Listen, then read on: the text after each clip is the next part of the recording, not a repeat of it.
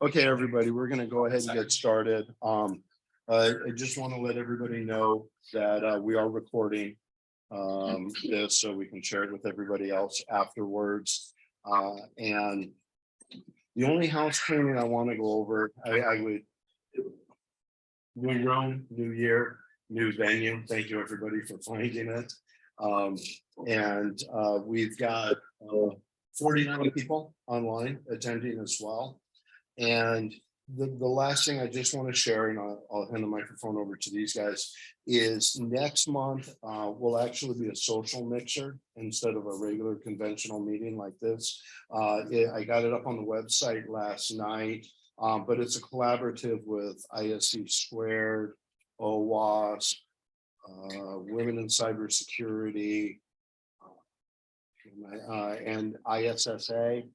And a couple other organizations. So it should be a good mix of people to get a chance. And it'll be in the evening from 6 to 8 p.m. at the name of the venue is escaping me, but it's at a brewery. So you'll be what's that? Yes, thank you. Yeah, brewery. Well, other than that, super excited to introduce Darren and Ian, and I'll let them take it here to tell us about the what you guys have been up to. Thanks for having us. Yeah, very much appreciated. Thank you, Dave. How's everyone doing? I'm Darren Bennett. I'm the Chief Information Security Officer at the City of San Diego. I want to keep this pretty open discussion, and for you on the phone, it might be a little different, but I want everyone to feel free to ask questions. When Ian and I were talking the other day, I was joking with him, and some of you have heard me say this already. You know, I always bribe when I teach. I want to bribe the students with chocolate if they give input. When I worked for the FBI, I would give out challenge coins and like literally just announcing that. Sometimes people would raise their hand and try to get one before they're all going. But regardless of the chocolate, please don't be afraid to interrupt us. Don't be afraid to ask questions, good questions, bad questions, silly, whatever. We're here to have it be an interaction. Otherwise, you're going to just hear us chat all the time. Little about my background. Let's see. I've been with the city going on 6 years. As the CISO, obviously, I'm responsible for all things cyber throughout the whole city. That includes public utilities, fire, police department, the administrative, the council offices, and a whole bunch, 40-some departments. The beautiful thing is I hire smart people like Ian. So therefore, I herd the cats a little bit, but they do all the real hard. And, you know, I'm very fortunate. In the 5 years with the city, my responsibilities have grown from just CISO to now I'm an assistant director. I report directly to the CIO, and I manage network, data center, cloud applications, as well as cyber. So they keep me really busy. Prior to that, I worked for the FBI for 8 years. Most people are more interested in that than my city background. It sounds really exciting. It was fun, but you know, it's not as exciting as it sounds. A lot of people. And I've been doing this for a long time. I have other history, but I'm not going to go there. So, yeah. Ian? And my name is Ian Brazill. It's nice to meet you all. I work under Darren Bennett on the San Diego Regional Cyber Lab, as well as a lot of special projects and assignments across the different towers that Darren manages, things like PCI compliance. I work with our networking team, our apps team, and more. But today we are here to talk about the San Diego Regional Cyber Lab. So let's get started. So just a brief overview of kind of what we're going to be covering today for you. First, we're going to be laying a foundation as to why we even exist today. So the regional needs that we have seen over the last few years, and some results that we've gotten from a regional survey that we held a number of years ago. Also, by the way, I will say for everybody on the Zoom, if you can't hear us, please let us know. We've done some audio checks. Sounds like everything sounds good, but feel free to chime in if there's any issues. Then we're going to type questions in chat as well. And please type in the questions in the chat. Yes. We will then be talking about the Cyber Lab's mission and vision, and then some of the specific tangible resources and tools that we've already acquired that are available as of today for the region. We're going to be talking about some local collaborations that are happening today and some that we're hoping for in the future. We've got some new opportunities on the horizon that are still in their early stages, but we will be providing those opportunities to the region as well to participate in. and then some Q&A time at the end. I have a quick question. With the region, do you mean all the state and local governments or? By region, we mean essentially San Diego County. Thank you, thank you. Yeah, we mean San Diego County, more or less. Just wanted to talk. Yeah. Yeah. One more lane. Yeah, so all of the cities, all the municipalities, I mean, private industry, academia, a variety of industries we'll get into in a little bit, but basically San Diego County. Great question, and please keep them coming. Yeah. So, you know, no cyber presentation would be a cyber presentation without hellfire and brimstone, and that lots of scary things are happening to open it. I tell people when I talk that for some reason, the cyber community is really enamored with the problem. We like to talk about the problem. We like to do tabletops where there's some extreme crazy thing, like what if a nuclear bomb went off and caused an electrical outage across the whole region? That's fine, and it's good to understand the problem, but I want us to get more enamored with the solution. And I feel like sometimes we miss the mark there a little bit. As we all know, cybercrime, I don't feel like we're winning. I don't know if you guys do. I feel like we're treading water and slowly getting more tired almost. Agreed? More chocolate for you too? But you know, I do feel that way, and I think that the numbers show that, right? I mean, I love this stat because I think it really brings it home, which is, you know, the global cost of cybercrime compared to world economies is, if it was its own world economy, it would be the third largest. Now, just I'm curious, how many of you think that we treat it like it's that big a deal? That it makes so much money and it's so powerful that after us in China, anyone? Does anyone feel like we give it enough? I'm biased, right? I'm a cyber guy. That's my full-time job.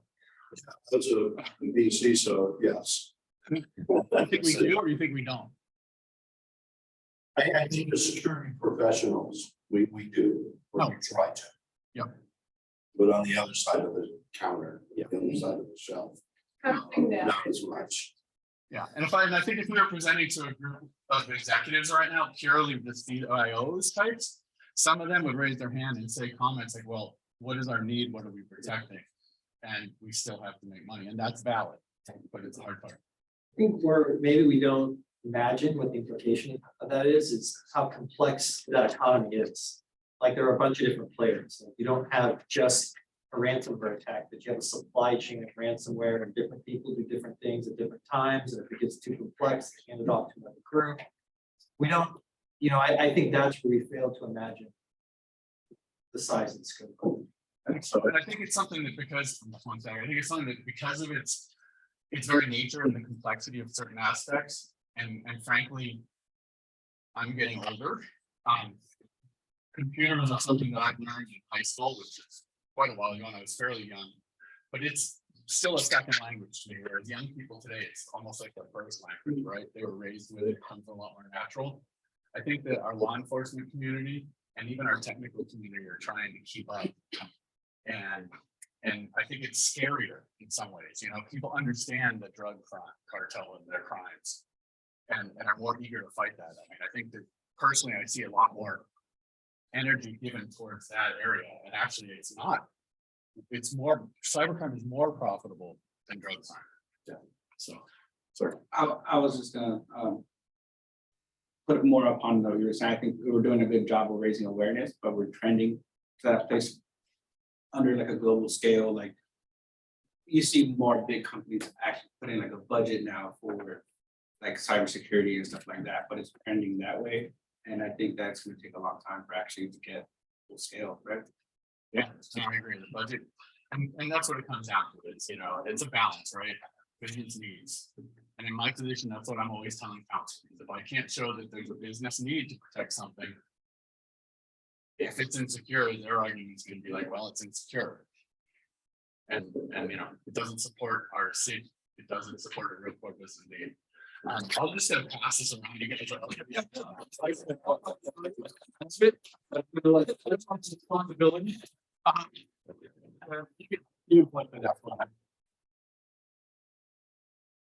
So we also looked at, what are some of the local cyber attacks that have occurred in the last few years? And again, I'm preaching to the choir here. I hope.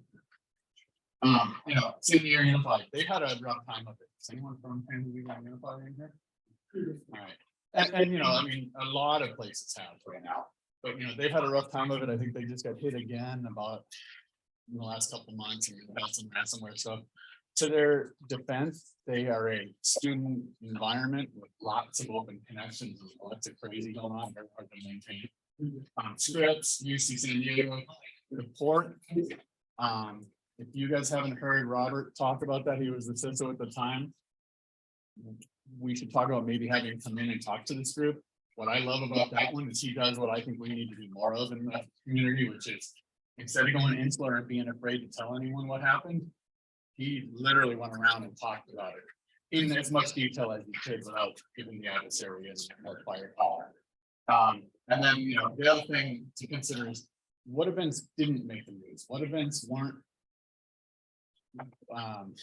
talked about publicly like Robert did with the Port Authority. I would venture to say there's more, a whole lot more that we don't hear about. And sometimes for good reason, but a lot of times I think one thing we all have to do is we have to be a little more open about, yes, there was an issue, here's what it was, and here's how we took care of it. Oh, it's not working. There we go. Oh, I'm not Howard, is this still me? Okay, Gonna give you the parrot back. you guys want some, just raise your hand, you don't have to ask a question. I want somebody to talk, so we did a survey about 3 years ago, and it was a partnership with another organization, and we're going to be redoing the survey. And I encourage you guys as we get through into the actual what is this cyber lab thing, which we will get to, I swear. But when we were trying to determine, hey, what do we want to do for the region to help out, and where are the needs? We started with a survey. Is it a little bit of a loaded? Are the questions a little loaded? Absolutely.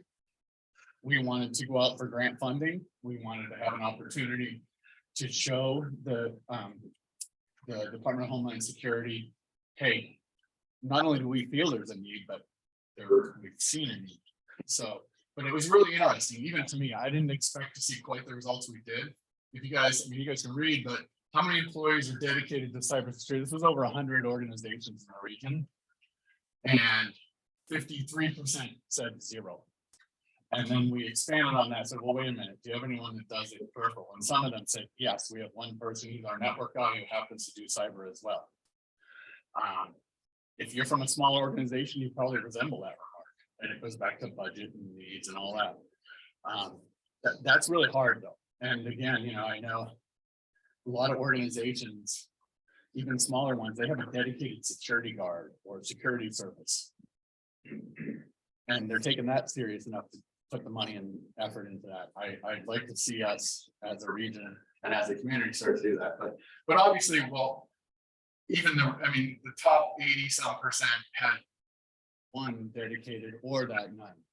So, we're thinking, what can we do to help out? Well, obviously there's a need for resources.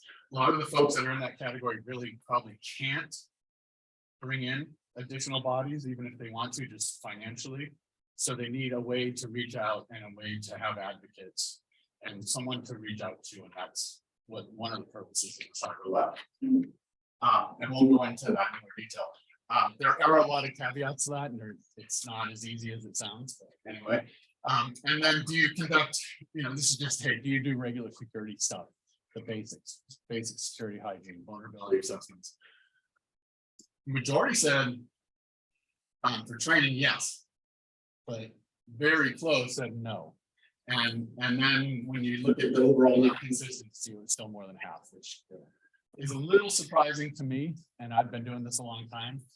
I knew there would be a significant number that weren't, but I didn't expect quite this. Darren? Yes. What was the size of the organization in the survey? Forgive me if you want to set it. Well, I can't state who they all were, which is very convenient for me, and I don't know where you guys do that, but it varied from state and local government organizations, cities, down to school districts, to public utilities, to law enforcement, Or I guess first responder might be a better way of saying that. So less than 4,000 employees. In general, yes. In general, I would say less than 4,000. Some of the cities we're getting in that area. Yeah.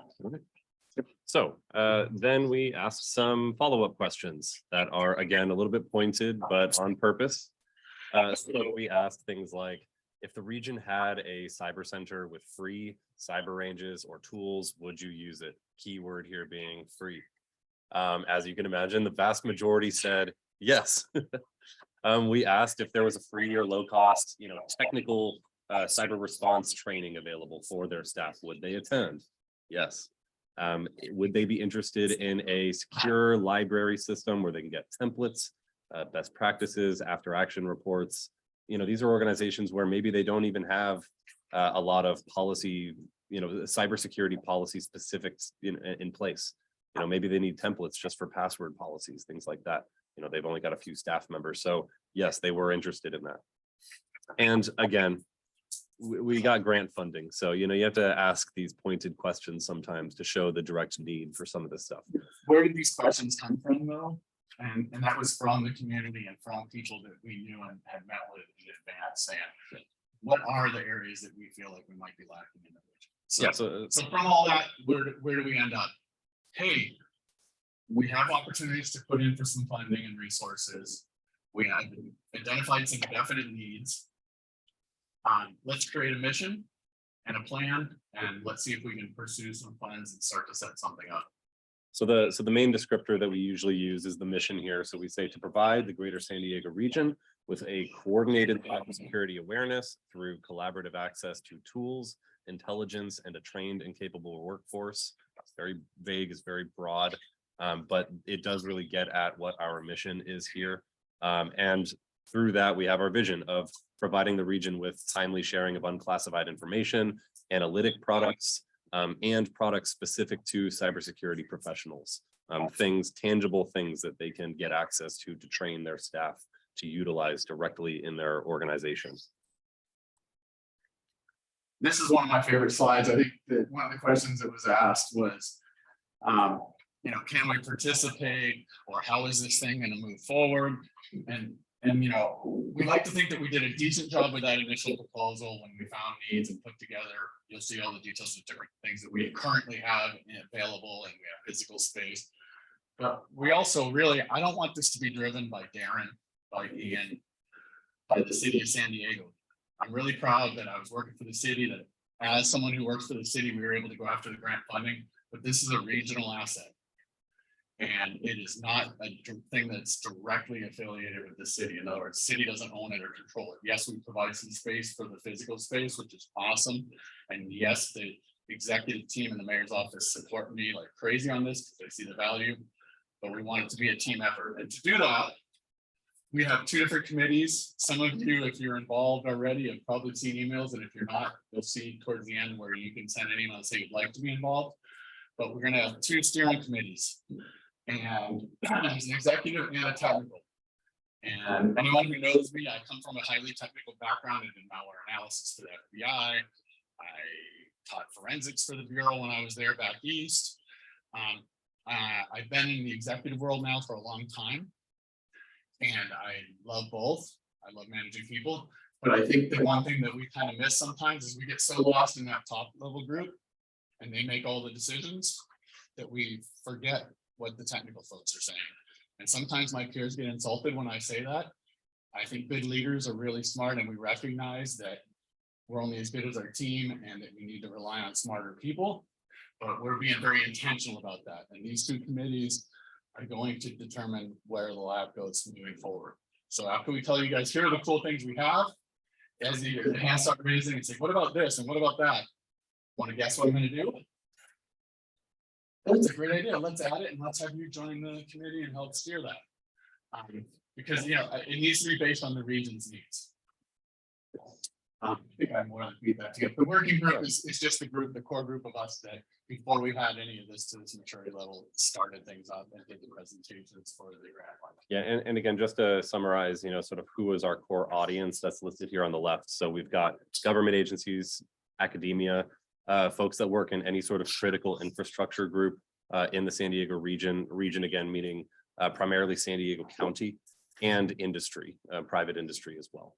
Yeah, and all of those groups are showing a lot of interest. Industry, academia, I mean, I'm using it to teach, adjunct faculty, and we're using the lab for part of that. We have, I don't know anyone from USD yet that's doing it. I need to reach out, but Cal State San Marcos, San Diego State, all of them are interested in participating and contributing. So it's fun. It's really cool. So that brings us to sort of the core. Oh, I was just gonna say, it'd be really interesting to see how potentially organizations like our chapter and other ones within the community can participate or help to play things forward. that's what we're here for. That's- Yes, and Yeah. I'm very open to suggestions. Okay. I think even this is a great start. I'm thankful you guys invited us in. Yeah, so that brings us to sort of the core areas of coverage that we're trying to cover in the cyber lab. So first, being information sharing environment. This is actually one of the parts of the cyber lab that is still in its early stages, and I'll get to some of the details in a little bit. But information sharing environment means a collaborative, secure platform that is shared among multiple agencies within the region that can communicate with each other through a method that's not just traditional email or like a LinkedIn, DM or something. A secure platform, maybe you can share after action reports, share details about vulnerabilities that you were able to resolve, things of that nature, where you can start to break down those silos a little bit, communicate with one another. Then we've got a tool. Oh yeah. Usually with this, and some of the other people start going, what's your vetting process? Or what will my attorney say and all that sharing that there's an incident? The answer is, and this is going to be my fallback if I don't have it 100%, we're going to work on that with the group, and we are. But that said, there are some things for, like, there's Homeland Security Information Network. I work with NCC. I obviously work with the FBI. I'm from there. We have access to an instance on that, and that is a place where we could have people pre-vetted. If information is shared there, there is already a memorandum of understanding for anything that's put on there. So that might, again, we're not here to recreate the wheel either. We're here to bring some resources together, and you'll see some of the things we are bringing to the region. I don't think they exist, but other things we can use an existing one and just get everyone on board. And this is where, again, what you were saying is perfect. I love that instead of, when there's so many different groups around right now doing lots of things, but in silos. And to me, I want us to, all of us, and this group included, to, hey, what do we really need? Where can we add value? And if it's already existing, don't buy recreate. Right. Yeah. So then other areas of coverage, tools, library, and training. So a central repository of tools, soft tools like templates, online platforms for training for their staff. Some central area where they can say, okay, my staff needs training in forensics specifically. Is there something on our website to take them to a training site for forensics training? So we're trying to gather as many of those free tools as possible and load them into one space so that they can find all of those details easily. And that brings us to our website, which contains a lot of that stuff, along with things like booking time in the lab space, seeing future events put on by the Cyber Lab, regional events. And then the fourth area of coverage is cyber ranges. And we're going to get into that a little bit as well. We have a few different versions of cyber ranges available to the region, depending on what your needs are. So that brings us to some of the actual products. And I apologize for the folks in here. I can't get rid of this little thing on the screen here. It's not going away. Anyways, so some might be wondering, what are the tangible actual products that we've purchased so far with all the grant funding that we received? So we've purchased a number of things, and they are located, at least the physical products are located in our lab space, which is in downtown San Diego. It's on the 18th floor of the city's Civic Center Plaza building. It is locked down because it is a city facility. So in order to actually get access, you do have to book time on our website, and then we will escort you to the lab space. And that's another thing for future planning. But what I'd like to see is, as we involve more partners, and that's something maybe we could get some of these other groups to help with, is have people that are trusted, vetted, and volunteering to come and host events, to come down there. And when we had university or high school kids that want to come in and use some of the virtual learning environment, have someone that's willing to come down and be there and keep an eye on it. Yeah. So to summarize some of the products we have, we've got 5 PCs and 5 Macs. So depending on what platform your company works on, you've got both options. We've got some pretty significant infrastructure in there. So we do have a dedicated isolated network. So you're not going to be messing with the city's network at all. We made sure that that's all secure. We've got a pretty powerful server rack in there running a bunch of VMs. We have some forensics hardware. So we have, if you're familiar at all, we have Tableau devices. We've got some write blockers, some Celebrite gear for mobile forensics. And we have a bunch of old smartphones in there that have been wiped clean. And the idea is, maybe let's load some dummy data on there, see how to extract that data. We have had professors reach out to us that teach, iOS programming. Maybe they want to go in there, mess around with these phones that, nobody cares about. And then we have other software options where we've purchased bundles of licenses. And the idea for those is these are licenses for tools that organizations can directly put into their operations today. Things like an easy example is the product CyberCatch. So super user friendly. You don't need any IT background. It is a incident response simulation tool. The user starts it up. It basically puts you through a few contrived scenarios. You just received this email and it says that your organization has now been held hostage and you owe Bitcoin. What do you do? And it gives you a bunch of options. So management can go through that with their team and see, okay, well, how prepared is my staff in dealing with something like this if they get it in front of them? So we've got a lot of products like that where we can just reach out and say, here's a license key, start using it. Go ahead. So do any of these solutions mimic live network traffic? Or in terms of the nature of the exercise, are you able to monitor? Wait till we get to the cyber lab portion. If I don't answer that, ask again. Okay. Absolutely. Okay, got it. Yeah, just. Sorry, until we get to the page, Yeah, another example being a product that we recently got a bunch of licenses for called Haiku. So Haiku, there's 2 versions, World of Haiku and Haiku Pro. We've partnered with them and they've provided us with a bunch of licenses. It is essentially a video game style version of a Linux command prompt where it's a full-on video game. There's a story. You got to save the world from hackers and you got to hack into their systems, and it will teach you from the ground up how to work inside of a Linux prompt. You can know nothing at all and it will get you started. And then if you're already experienced, there's Haiku Pro. You get a little bit more advanced techniques and you can build your own little scenarios to work on and have your team interact with it. So next we've got the cyber ranges, which Darren will talk about a little bit. Yeah, and Ian just covered Haiku a little more. Haiku is a commercial product that we have licensed. It's a good tool. I don't want to misspeak because it's matured a lot. Initially, I think it was geared more towards very, very inexperienced, but now the more advanced Haiku Pro, you can be fairly experienced and still utilize it. You can customize it. You can have your students customize it. It's a really cool thing. It does have some bounds, which is probably a good thing in some ways. So that's Haiku. On the other side of that, we have a AWS environment, and this goes on to the question that was asked, I think. And it has over a dozen systems of varying states of security, running various applications, web servers, mail, etc. That environment is hosted, and we have the funding for it to be used by students or by a security team. Again, how do we vet who we give access to that? And that can be accessed from anywhere as long as we provide you with the VPN key and the login information. And then what we do is we bring the environment up during a time period when someone wants to do an exercise, and then we bring it down.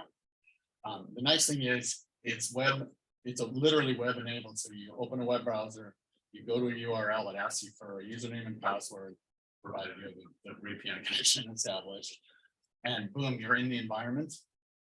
And you're looking at a Kali Linux desktop, which is the #1 hacking tool used by good and bad guys. Good guys for vulnerability assessments and bad guys for trying to hack. And I can tell you when I was at the Bureau, people would laugh at that and say, hackers don't really use Kali, they have their own custom thing. Anyone in here do this stuff for a living? I know some of you guys have, but I'll tell you, you might have your own custom thing. And you might even customize your own Kali, but it's so easy to have that prepackaged one with all those tools. That a lot of times they at least start with that. Is that accurate for those of you who? Sure. Only the old timers. Yeah. Yeah. So with that Kali Linux environment, the nice thing is they're in a web browser, so they're not accessing it directly from their system. That Kali, the desktop GUI that they're looking at is in that virtual environment out in AWS, and they can play. They can do attack or defense scenarios. There are tools there for both sides. Where I do teaching for as an adjunct faculty, what we do is we had the students develop exercises one semester. We taught cyber, so we taught a cyber class for the first 2/3 of the semester. And the last third, we said, we want each of you to research a tool. Here's a list of tools. I had already shown them the lab environment. I said, we're going to give you guys access and we want you to research a tool. We want you to put together a scenario like an exercise, including handouts, including what needs to be done when you log in, what some of the caveats are. And it was great. So we have a small library of exercises that we could provide to people too. The big gotcha on that thing is number one is only me and Ian and a couple people on my team and some of the students. But number two is how do we vet the users? How do we determine who gets access and priority? And we have limited time. And that's something, again, we're working on. If you guys are interested, let me know. The more motivated someone is to get in there, and if they're from a larger entity like a big university, you're like, yeah, we have a class and we would love to have them have the opportunity. We have someone on our team who can responsibly, if we show them the basics, handle the technology and, understands the basics. If we can't teach them what to do in that, it's a clean slate.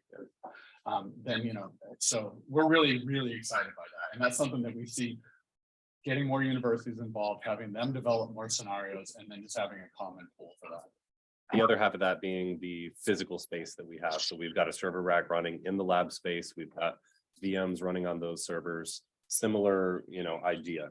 You can do pretty much the same types of things on those. The difference being that you are staring at the infrastructure in the lab, which gives you a little bit extra capabilities and options, I guess. I think nowadays you can do almost everything virtual, but to Ian's point, like certain hardware, if you wanted to plug in hardware and allow people to add that to the environment, we could certainly do that as well. And it's set up to be able to build whatever you want, and we will just break it down and start from scratch. It is a full sandbox environment, so it's pretty much open to whatever you want to do. Yeah, I almost said you can't break it, but you certainly can. And we just don't care. My class, when they started, you had 30 students simultaneously trying to do scans on that little virtual network and run exploits against a bunch of Windows boxes and Linux boxes, and things do break. Matter of fact, I have to go, hold on a minute, guys, I have to reboot that system virtually for you. But that's the beauty of it, is we can just reboot it virtually. And then at the end, whatever they've done and for whatever mess was created and them trying to get in there and defend or hack, we can push a button and it's back to the normal. Yeah, default. So next, to briefly cover what we've got on our website today. And anybody watching on Zoom, the link is down at the bottom. You've also got a QR code at the top there to view the website right now. But on our homepage, we've got a few buttons dedicated to requesting access to some of the licenses that we purchased. So things like the Haiku product that we have, CyberCatch, you can directly request access to one of those licenses on that page. The Cyber Hub tab is the physical space. So we're calling it the Cyber Hub. That's where you will book time in the lab space. You'll figure out, it's got information there about parking. It is a city facility. So, you got to pay for parking there. But other than that, it's all free. And the same for booking time. If someone here is a professor or knows a professor or whatever and says, hey, we want to get into, I call it the free range. There's Haiku range and then there's the free range. If you want to do that in the free range, you go there and say so. And it's not something that you have to physically come down there to use. So yeah, encourage it. And definitely we have limited resources right now. So that's one of the struggles for us is to prioritize and determine how we're vetting who gets access at what time. Yeah, and then the resources tab is the tab that I would most typically point people towards. So that is a information heavy area of our website dedicated to, we've got a page just for cybersecurity podcasts, for newsletters, for other regional cybersecurity agencies that work in the region that you can get in contact with. We have a whole section dedicated to templates. So if you need any sort of cybersecurity templates, we will link you to sites that can provide you with some of that. Free training online. So there are certain companies and websites that have full cybersecurity curriculums free to anybody that just creates an account. So the goal is to have it be a one-stop shop. If you've got staff that aren't already cybersecurity professionals and they need some assistance, send them there, have them poke around, see what they find. When you say templates, does that include policy templates like business wants to create a information security plan? Yes, yeah. Yeah, there's all sorts of different templates, including incident response plans, security plans. Yeah. One of the other goals, and I remember I noticed he snuck in a little bit, but when we talk about the 2 steering committees, one of the other longer term goals, I think, is to set something up like a media wiki type environment where people can contribute, and then trusted people that are vetted can make edits and provide feedback or policies like that. I don't know of anything like that out there. If anyone does, and I'm recreating the wheel, let me know and I'll point to it. But for me, that's very useful. Like when I started with the city, we had our DR plan. And I'm like, well, okay, where was this based on? And I forget, it's from some other organization. Okay. Well, does the state have one? Shouldn't we maybe model it after the states, which I believe is modeled after the federal government? So we kind of did that. But that said, I mean, I think it's useful, and I have shared it with other cities who have asked. And I think we should be doing more of that. And the final tab, it's empty right now because we just launched, but it will contain future events that we want to host in the lab space, and perhaps some just more regional events happening in general. So the more folks that we've already gotten some vendors to reach out to us that say, can we have a training session held in your lab space to teach anybody that already has our products how to use X, Y, and Z with our products. So training seminars, I think, are going to be big, but that's kind of open to suggestions to the group. Oh, no. What would you say capacity is for that physical space? Capacity is not huge. I think whatever we hold in that lab space will probably also be hosted virtually as well. I think we can probably host around 10 to 20 people at any given time. Yeah, it's a small, the lab space, don't let us fool you, it's small.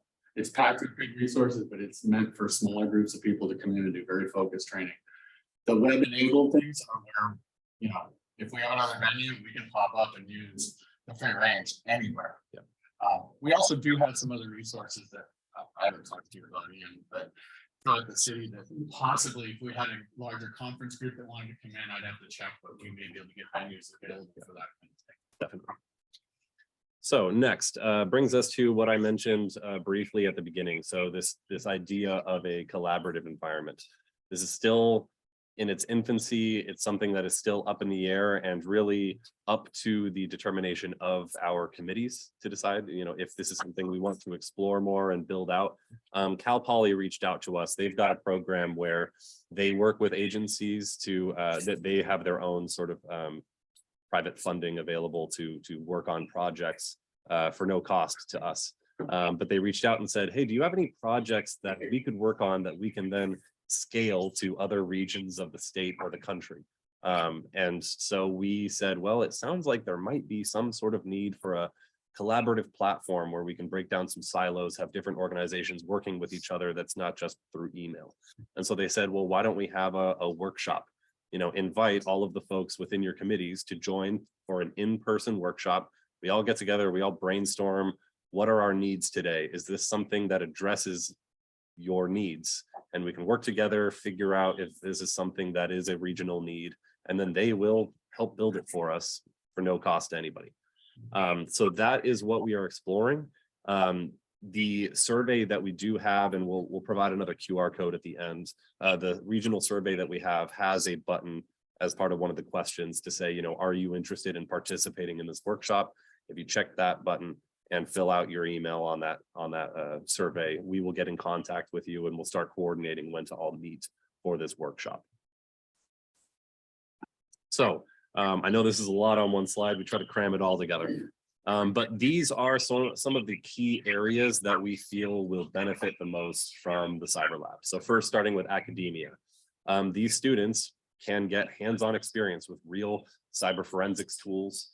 If they are studying cybersecurity and want to get into law enforcement or anywhere that works in forensics, they can get hands-on with this actual hardware before they actually interact with it in the real world in a professional setting. They can get cybersecurity training. They can collaborate with other local academic institutions. We're actually working a lot with some universities right now. They've reached out to us and said, hey, we've got a bunch of senior students that need capstone projects. Do any of your agencies within your region have any needs for free penetration tests? A bunch of different services. If so, let us know and we will assign a team of students to perform some penetration tests for them. So again, on that survey we have, if anybody's interested in something like that, there's a box for that. You check that off and we will try to connect you to some universities in the area and they'll try to create a project for you that'll happen over the course of a semester. We have things like, connecting those students with local industry. So again, students in the region, if they're a student right now and they participate in the lab space, there's an opportunity for them to perhaps get to know some of you guys. And I think staffing is difficult for a lot of folks right now. So you might be able to swoop up some of these people before they, apply elsewhere. And of course, it's just a no-cost physical space. So we've also gotten in contact by professors who just want to host classes in there.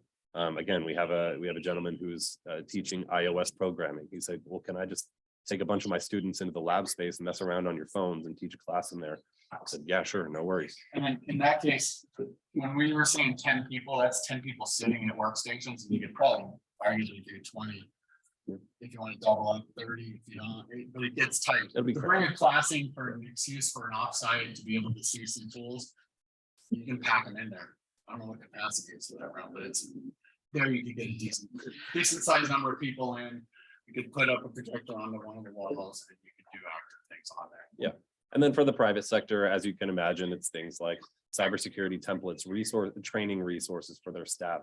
If it's a smaller or medium-sized organization and they have their networking person who also does the cyber, who also does some of their app patching or whatever. Maybe they're not a cyber professional. Maybe they need some extra training. Send them to our website, send them to the lab space. If they're competent enough to work independently on VMs or with some of our products, they can come in and train themselves or with anybody else from their organization. But what is our goal? How small are we planning on going with any of these sectors? Are we going to if I'm a home user, can I call in and we've been discussing sort of a size of outreach right now. I think there's a debate as to how effective we can service Joe down the street that runs his own independent business just by himself, versus a company that has 100 employees plus. Sure. Right now it's going to be difficult for us to manage those individual home users that run their own business independently. We are looking at small businesses that still have a decent amount of employees. We are looking for highest impact. So if it's just a single person, the impact of getting them trained is a lot less than if you can protect an entire organization filled with a healthy amount of employees. So we're trying to start small to medium. Eventually we might get to the point where we can help those just home users. Well, I think we will be doing things where we have a ton of vendors who's like to either come in there or just be associated with the Cyber Lab and present in another one of our venues. The city has some larger venues, and something like that we could, we have to get a grip on all the work we're doing here first, but we certainly could plan something maybe in partnership with some of you guys to have more of a community level event.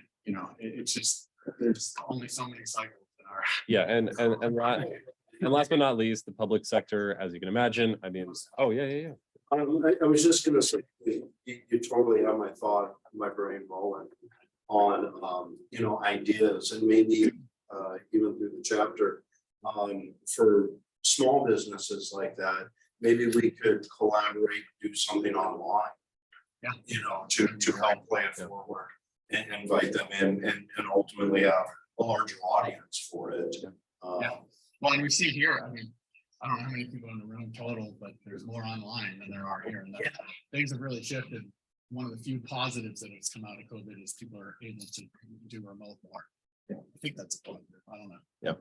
I know we're running low on. Yeah, time, yeah. So I was if just going to briefly touch on this. So public sector, as you can imagine, I think that's the largest scope of benefit to the region. So if we can help protect school districts, other municipalities, critical infrastructure, that, in my opinion, is the biggest benefit to the region. That if you are a resident of San Diego County, you are benefiting from these organizations being more protected. So that is a huge part of our scope right now. I think those organizations would benefit greatly, especially the smaller ones.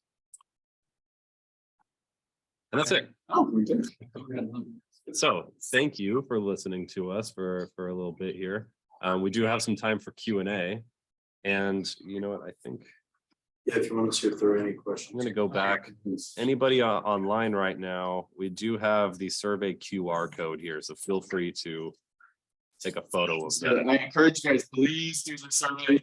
It's anonymous unless you choose, I believe, unless we didn't change it. It's anonymous unless you choose to put your email in. But if you want any of the opportunities that we list on that survey and you don't put in your email, you're gonna be a little out of luck. I can tell you right now, if you do put your email in, we will not disclose your comments, answers, etc. to anyone. We will know, so it won't be truly anonymous, but we don't. Whatever. So any questions? Questions? It'd be interesting to hear a little bit about the partners and their sponsoring partners. You can't mention their name, but if they're just development partners on the industry side and on the academia side, what are some of the organizations that have volunteered to join? So, Teresa Macklin over at Cal State and Marcus, we've spoken, and is interested in participating. Good Lord, this is Bennett National, Southwestern, like several local schools are very interested in participating. I know Dr. Frost, I haven't reached out to him, but it's my bad at this time. Oh, if you know, again, if you guys know people or have suggestions, bring them. And I may very well kind of lean back in the other direction and say, could you possibly set up a meet with them where we can come and do it? Because again, we have this is to me, all of our job is to help our community. But the job that I have to make sure, I still have to do my city work as that #1 priority. So, but yeah, no, I love that idea. And what was your other question for on the industry side? So lots of the larger vendors that I deal with in the city or that I've dealt with in the past, you know, they're smart and they know it's good visibility for them to come out and either have their wares located in the lab so people can, you know, bang away at them, or to come in and provide training. And to me, that's awesome. That said, I'm also the person that, you know, I've several times had a vendor come in and say, hey, we'd like to offer firewall training. That's great. Yeah, come on in. Well, I learned very quickly that a lot of times that means they want to offer their product marketing scheme with a little bit of training. Right. And I've made it really clear to the vendors who have shown interest, and they know me now. They really do. I literally one time, when I won't name vendor, but a very big vendor was going to give us training. And I've got my team together. We bought lunches. They're there. I brought them in, and I literally sent my team back to their desks because it was just sales. But all the vendors I told them, guys, you're still going to get the exposure you want in a more positive manner if you talk about firewalls and how they work. And yes, you can have your company's logo or whatever, but that's the marketing, your knowledge, your expertise, but show us how it works across all firewalls. Don't teach us your proprietary stuff. That's not as valuable. And honestly, I don't want to do that to you guys or to anyone in the region if they come in there. And that said, the vendors are absolutely on board with that. They're like, that'd be great, it'd be refreshing, actually. Is it okay if when we're talking, we explain something that I'm like, of course, as long as the focus isn't your product. So, great question. Yeah, on the website, there's a spot for when people have these ideas or questions for them to reach out or what is to this content? form? Yeah, so on our website, there is a sort of contact us button. You can send us an email directly through that. You can also just reach out to us at our email. It's sdrcl@sandiego.gov. That's just San Diego Regional Cyber Lab abbreviated.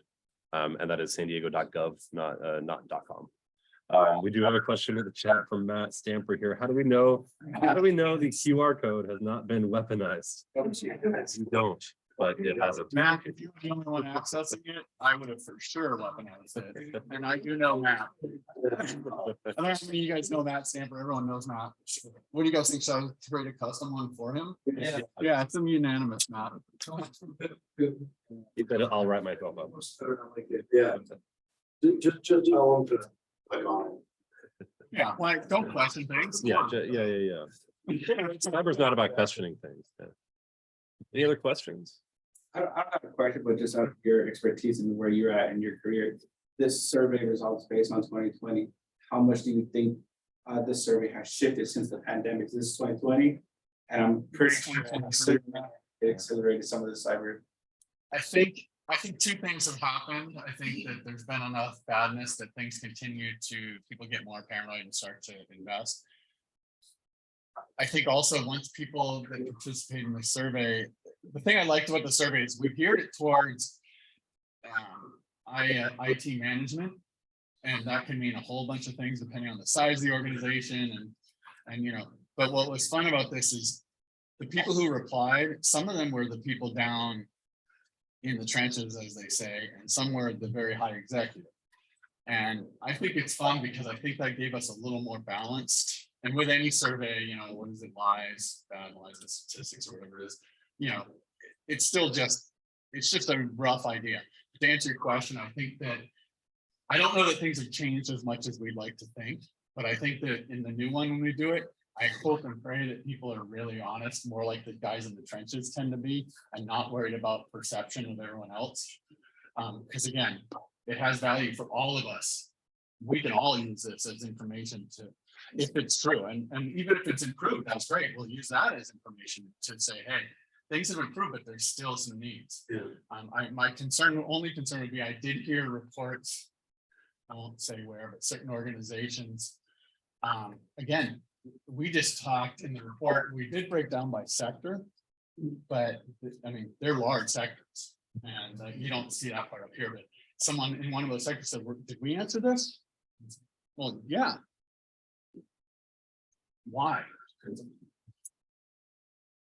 So, you know, there may be a little bit more hesitation, I think, from some folks. I hope not. And I encourage that if you're the executive above your folks, please don't do that. I was just going to add to that. And if you look at the slide of the breaches that happened within the community, I think since 2020, I think more people are aware because more people have been impacted since then. Yeah. And if you look at some of those names that are those after 20.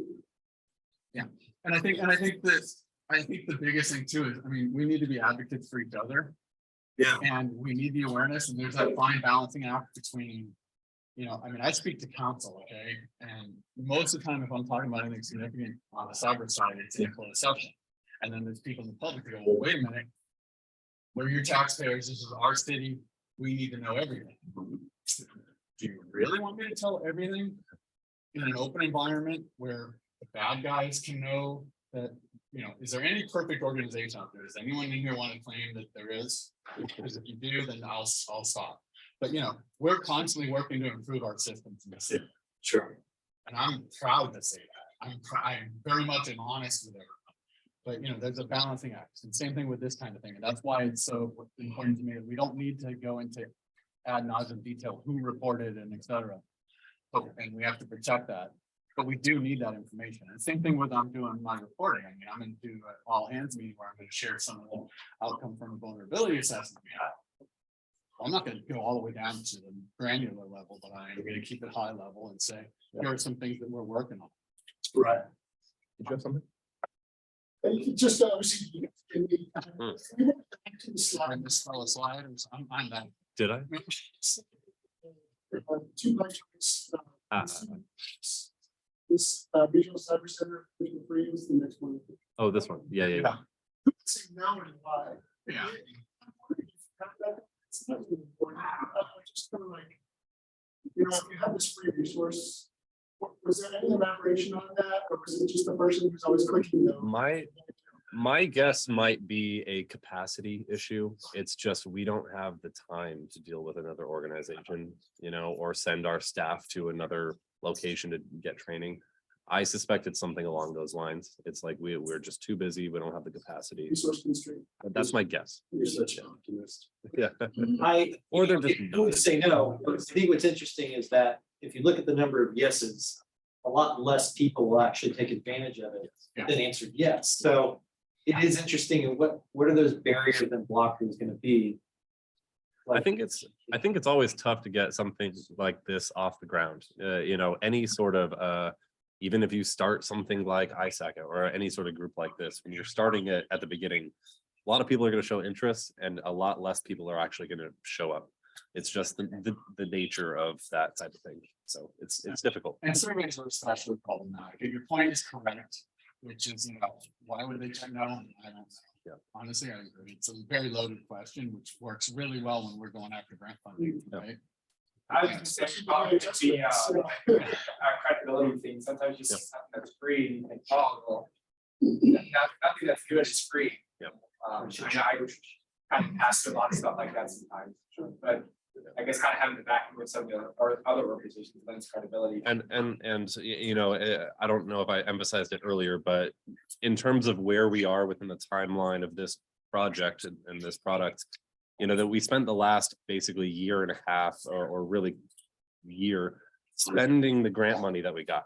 We had basically a year-long timeline to spend all this grant money. We just basically spent the rest of it in December.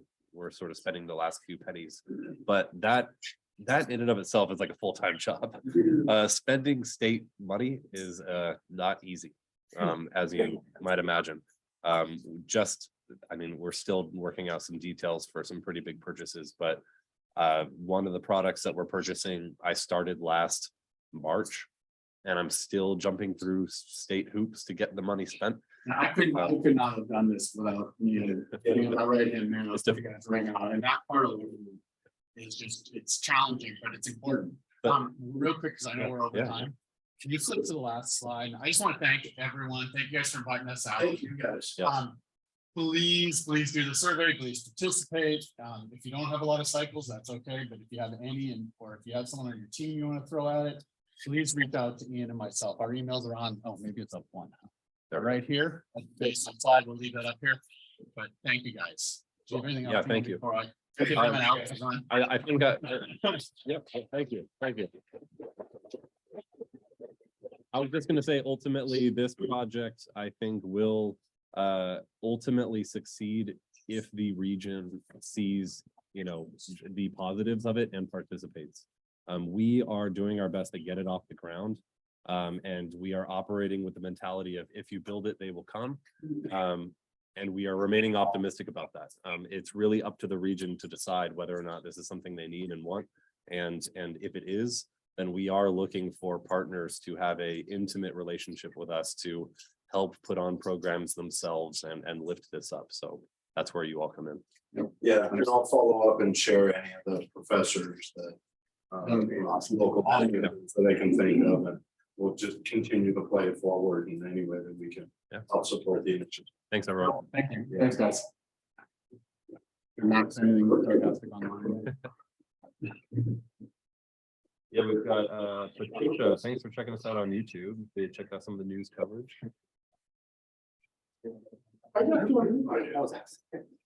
Thank you, everyone on the Zoom call. I am going to go ahead and mute us. So that you don't hear all that emotion and thank you all for joining us. Really appreciate